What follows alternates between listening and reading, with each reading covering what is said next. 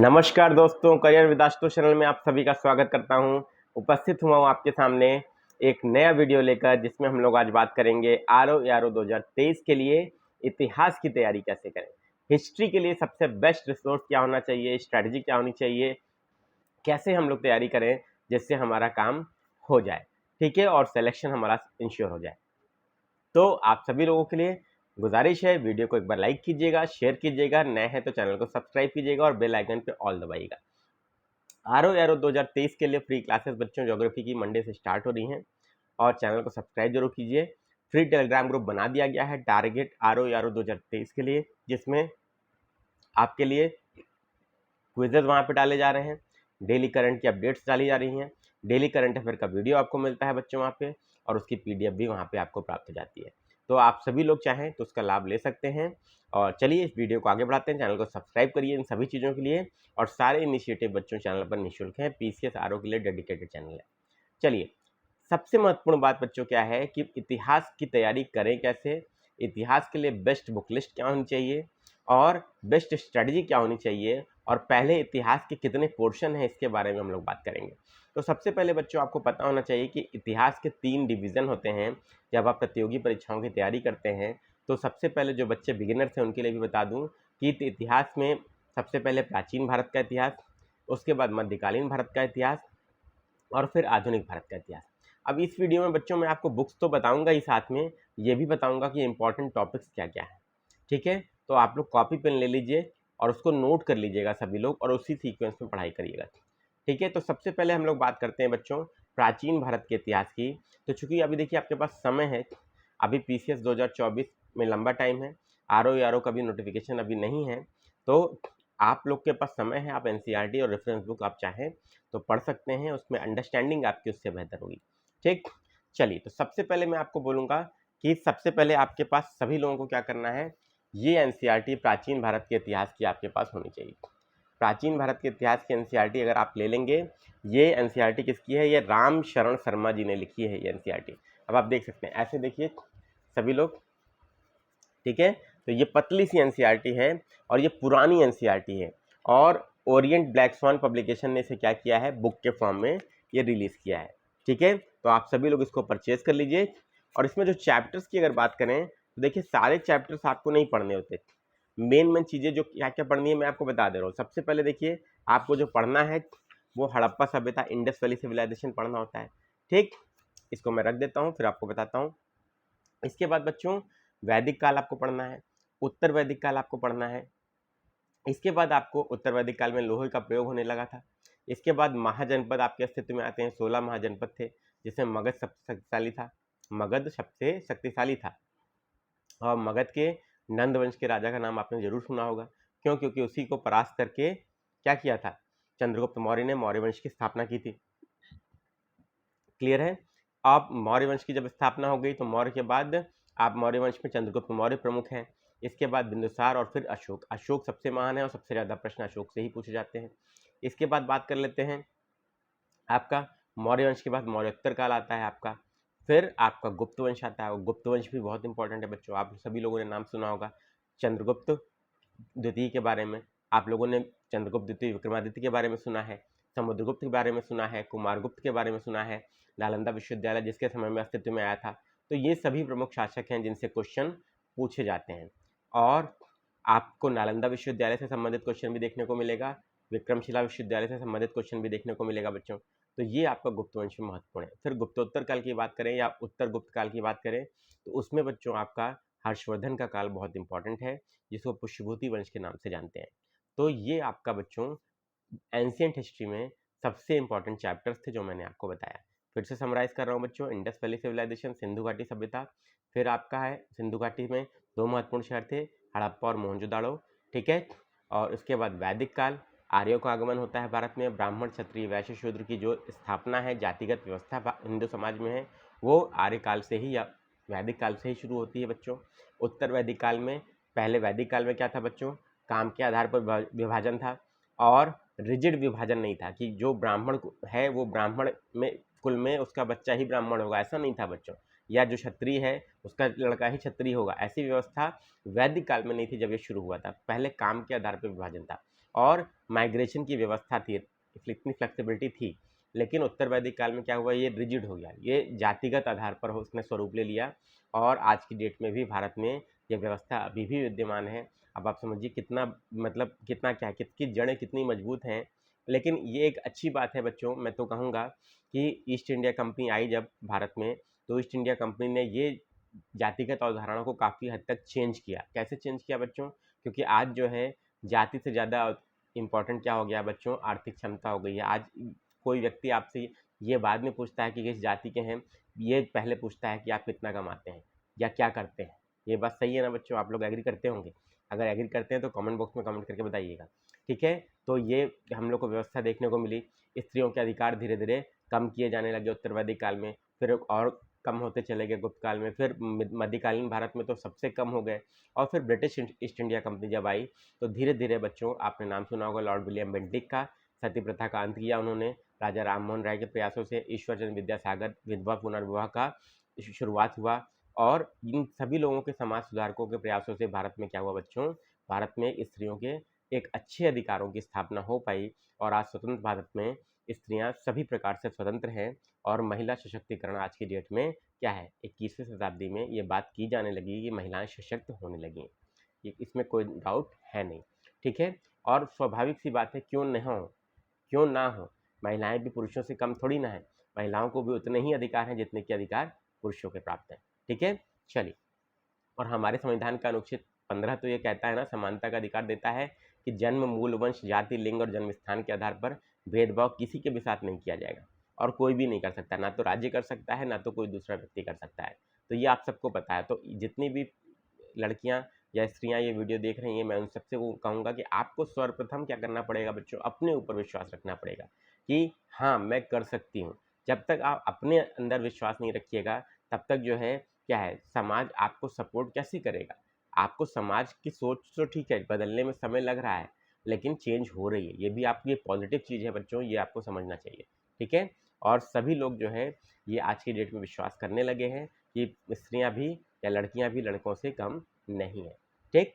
चलिए, और कम होना भी नहीं चाहिए, तभी तो इक्वालिटी स्टैब्लिश होगी बच्चों, ठीक है, समानता स्टैब्लिश होगी। अब देखिए इंपॉर्टेंट चैप्टर्स हम लोगों ने देख लिए, वैदिक काल, उत्तर वैदिक काल, इसके बाद आपका मौर्य काल, फिर मौर्योत्तर काल। मौर्योत्तर काल में बच्चों मेन शक और कुषाण शासक थे, इनसे संबंधित क्वेश्चन आते हैं। कनिष्क का नाम सुना होगा आपने, सोने के सिक्कों को नियमित रूप से प्रचलन में लाया गया, ठीक। इसके बाद बच्चों आपका गुप्त वंश, फिर गुप्तोत्तर काल में हर्षवर्धन। इसके बाद बच्चों आपके लिए संगम राज्य जो है ये इंपॉर्टेंट है, जो दक्षिण भारत के राज्य थे, चेर, चोल, पांड्य, सत्यपुत्र और केरल, ये आपके इंपॉर्टेंट है बच्चों। चेर, चोल, पांड्य वंश के शासकों के नाम इंपॉर्टेंट हैं और संगम वंश के नाम से बच्चों काफ़ी प्रश्न आपके पूछे जाते हैं, ठीक। इसके अलावा बच्चों भक्ति और सूफी संत भी आपके लिए इंपॉर्टेंट है, ये ध्यान रखिएगा। तो इतना बच्चों आपको क्या करना है, पहले प्राचीन भारत में कर लेना है। ये एनसीईआरटी मैंने आपको दिखा दी बच्चों। इसके बाद बच्चों आपके मध्यकालीन भारत, आप सभी लोग देख सकते हैं यहाँ पे मध्यकालीन भारत की ये एनसीईआरटी है सतीश चंद्रा की, और ये एनसीईआरटी आप देख सकते हैं सतीश चंद्र साहब ने लिखी है मध्यकालीन भारत के इतिहास की। ये एनसीईआरटी आप लोग, ये भी ओरिएंट ब्लैक स्वान की है और आप लोग क्या कर सकते हैं बच्चों, इसको अमेजन से ऑर्डर कर सकते हैं। और ये भी पुरानी एनसीईआरटी है, सभी लोग ये बुक के फॉर्म में ये भी है, इसको एक बार खरीद के सभी लोग पढ़ लीजिए, अंडरस्टैंडिंग के लिए बहुत ज़रूरी है जो बच्चे पहली बार तैयारी कर रहे हैं। ये मत कहिए कि ये रेजिस्टेंस नहीं होना चाहिए कि एनसीईआरटी क्यों पढ़ें, हमें तो आता है, हम क्लास 6 या क्लास 12 की एनसीईआरटी क्यों पढ़ें जब हम ग्रेजुएट हैं। तो ये आपके अंदर ईगो नहीं होना चाहिए या रिजिडिटी नहीं होनी चाहिए बच्चों, ये नुकसानदेह है हमेशा, ठीक।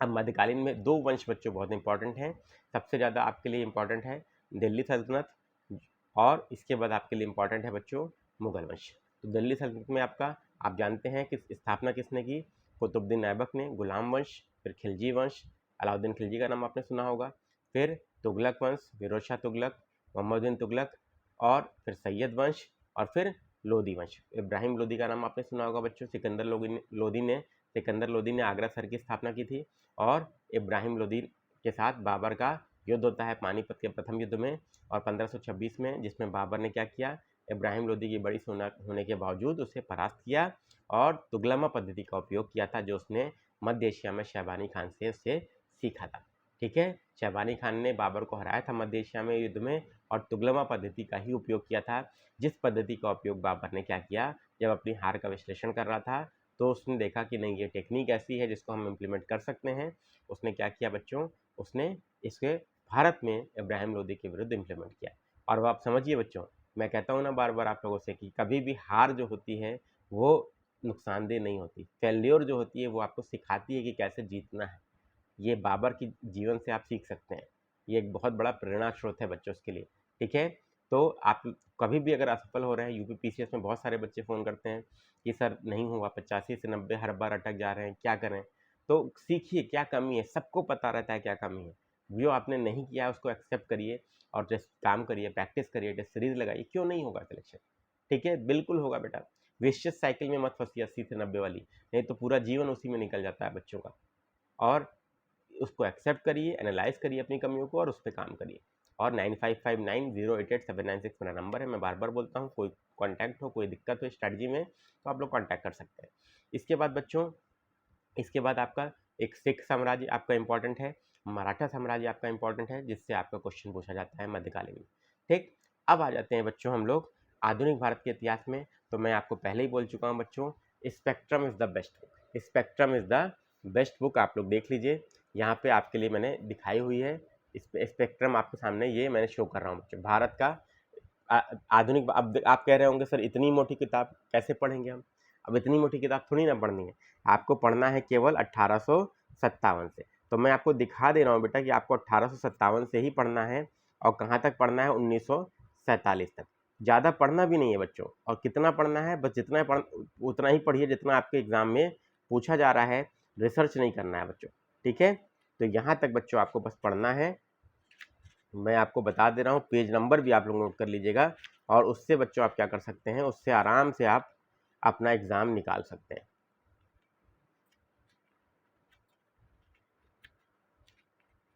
ये देखिए, इतना है बच्चों आपका, ये आपकी जो बुक है, इतना आपको पढ़ना है। पेज नंबर अध्याय 7 से लेकर आपको पढ़ना है, अध्याय 7 से लेकर आप पढ़ेंगे अध्याय 25 तक। अध्याय 7 से अध्याय 25 तक बच्चों आपको पढ़ना है केवल स्पेक्ट्रम में 1857 से 1947, जब भारत आज़ाद होता है। इतने से ही क्वेश्चन आते हैं, चाहे प्री हो, चाहे मेंस हो, चाहे इंटरव्यू हो, सब इसी से पूछा जाएगा। और जब आप पढ़ेंगे ना, तब आपको इस किताब की ब्यूटी समझ में आएगी बच्चों। इतना ही केवल आपको पढ़ना है। अब इसमें क्या क्या चीज़ें इंपॉर्टेंट है बच्चों? इंपॉर्टेंट की अगर बात करें तो सबसे पहले 1857 का विद्रोह। सारा कुछ पढ़ना ही नहीं है बेटा, केवल सेलेक्टिव स्टडी करनी है बेटा, to the point smart study करनी है। 1857 का विद्रोह, फिर अन्य विद्रोह जो संथाल विद्रोह हो गया, आपका कोल विद्रोह हो गया, ठीक है। और इस तरीके के विद्रोह जो आपके हुए, या आपका क्या कहते हैं सन्यासी विद्रोह हुआ, जिससे क्वेश्चन आते हैं। इसके बाद बच्चों आपका कांग्रेस की स्थापना होती है 1885 में ए.ओ. ह्यूम के द्वारा। इसके बाद बच्चों आपका नरमपंथियों का युग शुरू हुआ कांग्रेस में। आपका गोपाल कृष्ण गोखले, दादा भाई नौरोजी, जो सबसे पहले ब्रिटिश सांसद हुए, वो फिन्सबरी से सांसद थे बच्चों, ठीक है, ब्रिटेन की संसद में। इंपॉर्टेंट है, जिन्हें हम वयोवृद्ध नेता भी भारत के कहते हैं, grand old man of India भी कहते हैं। इसके बाद बच्चों आपका नरमपंथियों का युग शुरू हुआ 1885 से लेकर 1905 तक। और 1905 से लेकर 1915 तक गर्मपंथियों का युग था, जिनमें लाल बाल पाल इंपॉर्टेंट है, लाला लाजपत राय, बाल गंगाधर तिलक और विपिन चंद्र पाल और अरविंदो घोष। तो केवल 4 नेताओं के नाम याद रखने हैं। इससे क्वेश्चन आता है, बंगाल का विभाजन इंपॉर्टेंट है, 1905 में हुआ, उसके विरोध में स्वदेशी आंदोलन स्टार्ट किया गया। तो जिसमें आपका सारा क्वेश्चन आता है। 1911 में बच्चों बंगाल का विभाजन रद्द किया गया और भारत की राजधानी को कलकत्ता से दिल्ली शिफ्ट किया गया, ठीक। और ये ध्यान रखिएगा, ये सब क्वेश्चन आपका पूछा जाता है, लॉर्ड हार्डिंग के टाइम में ऐसा हुआ था। इसके बाद अगर बात करते हैं, यहाँ पे आ जाते हैं बच्चों हम लोग, फिर गांधी जी का भारतीय राजनीति में आगमन होता है 1915 में। दक्षिण अफ्रीका से भारत लौटे गांधी जी और उन्होंने सबसे पहले चंपारण सत्याग्रह स्टार्ट किया। फिर खेड़ा आंदोलन, अहमदाबाद में स्ट्राइक, ये महत्वपूर्ण प्रारंभिक आंदोलन थे उनके। उसके बाद उन्होंने खिलाफत सत्याग्रह, होम रूल लीग और असहयोग आंदोलन, इन तीनों को क्या किया, इन तीनों के मंचों का उपयोग करके भारतीय राजनीति में एक सशक्त जन आंदोलन चलाया, जो भारत में क्या थे, गांधी युग का आगमन होता है, जिससे गांधी युग का आगमन शुरू होता है। तो वो आप देख लीजिएगा, बढ़िया से तैयार कर लीजिएगा। 1920-21 में आपका सहयोग आंदोलन, 20 से 22 तक में। इसके बाद बच्चों आपका आता है 1927 में साइमन कमीशन भारत में आता है। साइमन कमीशन का गठन होता है और 1928 में बम्बई पहुंचता है, जिसके विरोध प्रदर्शन में लाला लाजपत राय की लाठीचार्ज के दौरान मृत्यु हो जाती है। और फिर आपने नाम सुना होगा, जिसके विरोध में क्या किया गया, हमारे कुछ क्रांतिकारी जो नेता थे, जिनमें शहीद भगत सिंह, सुखदेव, राजगुरु, ये सब लोग भी बच्चों क्या होते हैं, इसका बदला लेते हैं और उस प्रयास में वीरगति को प्राप्त होते हैं, शहीद हो जाते हैं। इसके बाद हम लोग देखेंगे 1930, 31 और 32 में गोलमेज सम्मेलन आयोजित किए गए और 1930 में गांधी जी का सविनय अवज्ञा आंदोलन और दांडी मार्च, ये भी आपके लिए इंपॉर्टेंट है बच्चों, तो ये पढ़ लेना है। इसके बाद बच्चों क्या पढ़ लेना है, उसके बाद आपको पढ़ लेना है 1940 में आपका क्या हुआ, भारतीय संविधान की जो मांग की जा रही थी लगातार, उसको सैद्धांतिक रूप से मंजूरी दी गई ब्रिटिश संसद के द्वारा, जिसे क्या बोला गया बच्चों, अगस्त प्रस्ताव के नाम से जाना गया। 1942 में क्रिप्स प्रस्ताव आता है और 1942 में ही इसके विरोध में जो भारतीयों की मांगें पूरी नहीं हुई, आकांक्षाएं पूरी नहीं हुई, तो इसके विरोध में ही भारत छोड़ो आंदोलन महात्मा गांधी ने स्टार्ट किया बच्चों, ठीक है, और करो या मरो का नारा दिया।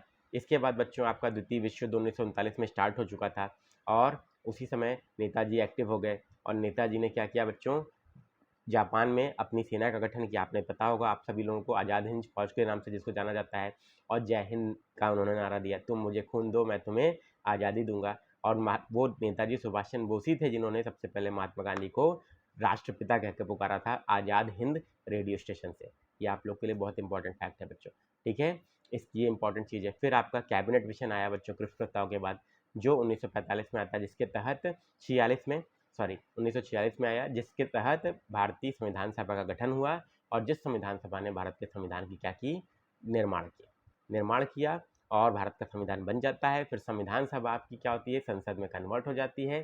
संविधान को अपनाया गया 26 नवंबर 1949 को और कुछ प्रावधान लागू हो गए। इस दिन को हम लोग 26 नवंबर को संविधान दिवस के रूप में मनाते हैं और पूर्ण रूप से संविधान लागू हुआ 26 जनवरी 1950 को और इस तिथि को हम लोग गणतंत्र दिवस के रूप में मनाते हैं। तो इस प्रकार बच्चों हम लोग को आज़ादी आप सबको पता है 15 अगस्त 1947 को मिलती है और भारत के साथ पाकिस्तान नामक नए राष्ट्र का निर्माण होता है और यह विभाजन बच्चों आपका 2 राष्ट्रों का निर्माण करता है। क्लियर है? तो यहीं तक बच्चों आपको पढ़ना है। उम्मीद करता हूँ आपको बहुत मज़ा आया होगा जो मैंने आपको स्टोरी के माध्यम से मॉडर्न इंडिया बताया। ठीक, इतना कर लीजिए, कॉपी पेन लेके नोट कर लीजिएगा सारा जो मैंने आपको बताया, नोट्स बना लीजिएगा और क्लासेस मंडे से स्टार्ट कर रहा हूँ, ठीक है। चलिए बढ़िया से अटेंड कीजिए, चैनल को सब्सक्राइब जरूर कीजिए बच्चों और बहुत बच्चों तक पहुँचाइए। सब्सक्राइब आप लोग नहीं करते ना शेयर करते, एक बार शेयर करिए बच्चों। पीसीएस आरओ के लिए डेडिकेटेड चैनल है। Thank you very much, best of luck.